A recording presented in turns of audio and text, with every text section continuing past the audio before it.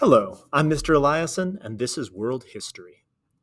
Today we're going to talk about reform in Russia and the ways that nationalism and industrialization came to the Russian Empire. Last time we went through the Ottoman Empire's attempts and failure to reform, and today we're going to look at a similar process happening in Russia, looking at the other side of the Crimean War and tying in a lot of the threads from our discussion about communism and anarchism.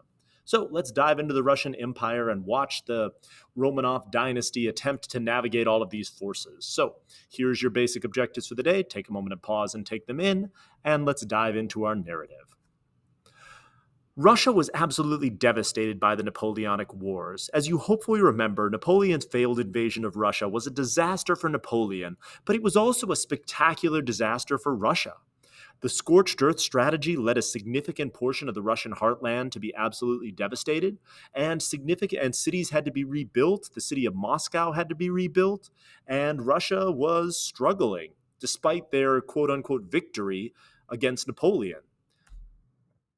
There was also a huge push in the rebuilding effort, and this is something that has gone all the way back to Peter the Great and some of the early phases of the Romanov dynasty, between the westernizers like Peter, who wanted to attempt to adopt European practices and customs, and the Slavophiles, who want to sort of double down on Russia's unique history and traditions in order to rebuild Russia from a sort of Russian Asiatic perspective. The battle between and the push and pull between these two forces is one of the defining forces in Russian history, as you hopefully remember from last semester. But the Napoleonic Wars are really going to lead to, and again, an ascent for the Westernizers. Because Napoleon and the French Revolution, as we talked about repeatedly, have emphasized the power and the success of a lot of these European models. And industrialization, of course, brought massive wealth and technological growth to Europe. And so we're going to see a huge push for westernizing. The Decembrists, as we hopefully remember going back to our Congress of Vienna episode, attempted to overthrow the new Tsar Nicholas, put his brother Constantine on the throne, and demand constitutional reforms. But they failed because the people and the army refused to rise with them. And they were executed, although the botched execution was a spectacular humiliation. So, all of these forces to attempt to reform and modernize Russia are things that have been happening for a long time, and we're going to continue to see the process, this sort of arc of reform, going throughout the 19th century in Russia. The main force behind this is Nicholas I. He, as Tsar or Emperor of Russia, is going to really sort of follow Otto von Bismarck's playbook and attempt to use the language of the liberals to reinforce conservatism and traditional Russian society. His three pillars of his reign were orthodoxy, or adherence to the Russian Orthodox Church, autocracy, significant power to the Tsar, and nationality. This emphasis on their Russianness, on Russian language, Russian culture, and a real like push to make Russia, as opposed to the sort of multinational empire that it was, into a truly Russian nation state. In order to push this, he's going to significantly empower his secret police force, the Third Section, to crack down on all non Russian influences, to really keep any other religious ideas out, and to really keep political philosophies out as well, in order to continue to emphasize his role as the divine sovereign, providing a direction and being sort of the father of his people, the idea of the Grozny, the great and powerful Tsar, and Tashaishi, being the czar as the loving father to his people. And so we're going to get these philosophies as sort of the central pieces to Nicholas's rule. And he's going to push a policy of Russification, forcing Russian language and customs on the variety of different ethnic groups within Russia. And so all Russians would have to worship in the same way, would have to speak the same language, would have to show the same loyalty to the czar. And we're going to use state sponsored violence or pogroms against groups that don't adhere. So, what does that look like? Here's a document from a Jewish girl who was subject to some of these policies. So take a moment and read. And we see the cost of sort of this state sponsored nationalism. The other thing we're going to see for the Russians is constant fighting against the Ottoman Empire. We, of course, saw this from the Ottoman perspective and the whole Tanzimat reform, but the southern question becomes one of the key ones. As Russia begins to adopt this whole sick man of Europe philosophy, this idea that the Ottoman Empire is in terminal decline, it becomes even more imperative for Russian leaders to secure their hold on Constantinople, the great sort of city of orthodoxy.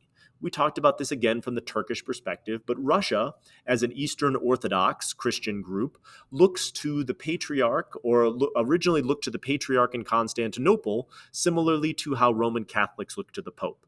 Now, of course, there's a separate patriarch in Russia who answers to the Tsar, but if they could recapture the city of Constantinople, recapture the great Hagia Sophia, the great cathedral of Orthodoxy, and rededicate it as a church, and recapture this second Rome, it would do a lot to raise Russian prestige. And then, of course, the economic benefits of controlling the Dardanelles and Bosporus Straits and the Sea of Azov all would help benefit Russia. And so we're going to see this constant push towards trying to take Ottoman territory and push sort of Slavic interests in sort of Eastern Europe. Nicholas is also going to embrace a militarized state. He's going to bring in a lot of the new innovations from the Germans and the French. He's going to bring in the whole officer corps and bring in military trainers from other European societies in order to try to modernize his military structure. He's going to improve Russian artillery, and he's going to build a new modern navy to go attempt to take on the Ottomans and hopefully complete this conquest of Constantinople and the reuniting of sort of the Orthodox, the traditional Orthodox holy sites. The Crimean War becomes the testing ground for this whole new Russian army, and they do a pretty good job against the Turks in the beginning. As you remember from our lesson on Tanzimat, the Turkish fleet is absolutely obliterated by the Russian fleet, and so that's a huge benefit. The Russians begin to build railways to move their troops into Crimea for the Crimean War, and the early phases of the war, Russia is able to defeat the outmatched Turkish forces. But when the British and the French get involved, the Russians learn that although they're a more powerful country than the Turks, they're still light years behind England and France. Their economy is nowhere near as advanced. Their cavalry charges are just going to be absolutely obliterated by British artillery. The British infantry are so much better trained and better equipped than any Russians could be. And the Russian medical establishment is unequal to the task of stopping the diseases that spread widely through the war. And so just like the Crimean War is a spectacular humiliation for the Ottomans because they need the help of the British and the French, the Russians realize that they're not a power on equal footing with the British and the French at all. And they're going to need to not just create a new military structure, but possibly even completely reform Russian society. This is a spectacular humiliation for Nicholas, who goes into a terminal depression in the aftermath of the Crimean War and ends up refusing medical treatment for his various ailments and dies of more or less neglecting himself. So Nicholas is going to die, and we're going to get his son, Alexander II, taking over. He is going to try to reform more or less all aspects of Russian society. He's going to keep modernizing the army, keep modernizing local government, modernize the law. We're going to lessen censorship, increase education, try to modernize the Russian economy, all these different things. And the big thing is he's going to try to end the practice of serfdom, which has held the Russian economy back for generations at this point. And so Alexander is going to take on all of these things. For example, he's going to create a new court system in which we have juries, which potentially can make decisions, where judges are going to hear evidence, and people are going to have to, and prosecutors are going to have to prove their claims. All this is super inconvenient for Russian law enforcement, which was used to just arresting and punishing people without any sort of trial. But Russia's going to come up with an awesome workaround. If they don't have enough evidence to punish someone, but they just know you're guilty, they're going to start a system of what's called administrative exile, in which they ship you off to a labor camp in Siberia for an indefinite amount of time without any trial. And so, although Alexander does pass some reforms here, the end result of it, unfortunately, is not a lot is going to change. And this is going to be pretty consistent without the reforms in Russia. Although there are attempts from the top to try to modernize and strengthen Russian society, entrenched interests in Russia push back against these hard and prevent any real lasting change from happening.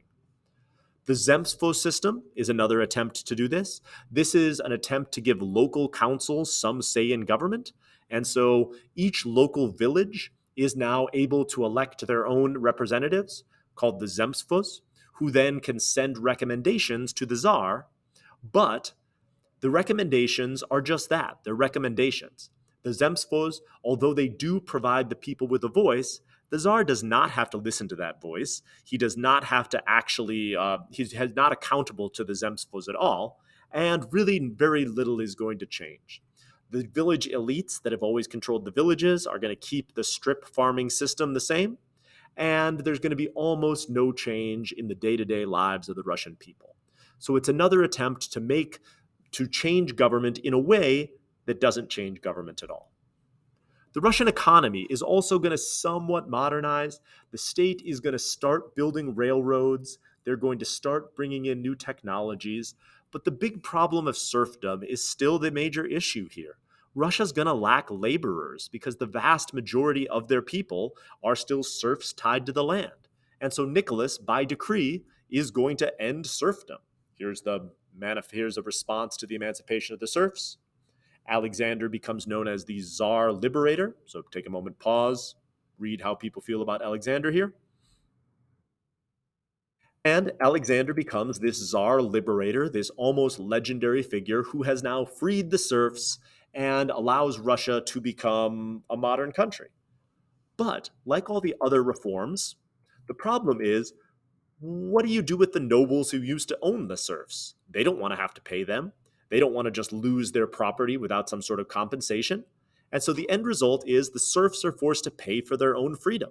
And the serfs and as the serfs become free, in order to leave the estates, they have to pay a exorbitant amount of money to the landowner in order to compensate him for the loss of themselves. And so the end result is most serfs enter us into a system of debt peonage identical to sharecropping, where the serfs work for the landowner in order to pay off their debts. But at the end of the yearly cycle, they end up owing more money to the landowner than they made in profit.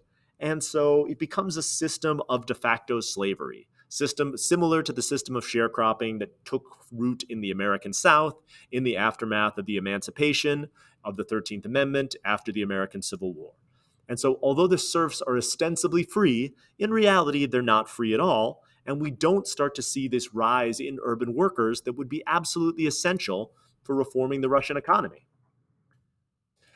In order to try to convince the people to free themselves, we had talked previously about the Narodists and their land and liberty movement. They go to the people to try to convince them to rise up and to ignore their landowners, to ignore their debts. But the people mostly do not listen to them. They see them as outsiders, as meddlers, as messing with traditional religion and authority, which the people in general support. And so historian Alan Woods famously said that the Narodists went to the people and, quote, the people sent them back. And so Land and Liberty splits and becomes the terrorist organization People's Will, with the plan being to assassinate government officials and eventually assassinate the Tsar. And so the irony is that the Tsar Liberator, the Tsar who did more to reform and modernize Russia than any other, the Tsar who freed the serfs, has to survive multiple assassination attempts. My favorite ones are the one where where Alexander ran a zigzag pattern to dodge bullets fired at him from an assassin, and when he showed up late to dinner and so did not die from a bomb that blew up in his dinner table in his dining room. He is eventually assassinated when he steps out of his carriage. A bomb goes off, killing some of his guards, but not him. And then when he gets out, in order to check to see if the guards are okay, a second bomber blows him up. His son, Alexander III, having watched his father's stomach be blown open with a bomb, is understandably hostile to the revolutionaries' pushes for reform, and is going to double down on the sole Slavophile, traditional Russian society thing. All reforms are going to be ended. All attempts to modernize Russian society are going to stop, and the Romanov dynasty is going to double down on absolutism, nationality, autocracy, and orthodoxy. And so we're going to see very little change in Russia. Here's Alexander III, and then his son, Nicholas II, is going to carry on those traditions. And so we're going to see Russia stop reforming, really stagnate to a pretty large extent, and refuse to make any sort of changes or concessions to radicals. The third estate, or the third section is going to be combined into the much more efficient Okhrana, the very, very feared Russian secret police, which now has the power to execute people without trials. So again, I guess those court things were mostly just for show. Russian revolutionaries are going to be executed in huge numbers, and Russian radicals are going to be either also exiled to Siberia or are going to flee the country, forming little enclaves of Russian radicals throughout Europe. And so change is not going to come to Russia. And when the Russo Turkish War happens, Russia, although they have some success against Turkey, which, as we remember, is also failing to modernize, the other European powers are easily able to intervene, prevent them from taking Constantinople, and making sure that Russia is it's still very clear that Russia is not a power on par with England or France. So that's the attempts to refine and modernize Russia. Russia is going to again make some steps forward, but an equal number of steps back. And many of the problems that had plagued the Russian Empire are still going to be problems. So that's our unit of industrialism and nationalism. When we come back next time, we'll start looking at the effect of this around the rest of the world as European countries start taking colonies, setting up direct and indirect rule, and expanding trade across the world. But for now, we're going to put a pin on this and leave Europe behind for at least a little while. Thank you for listening.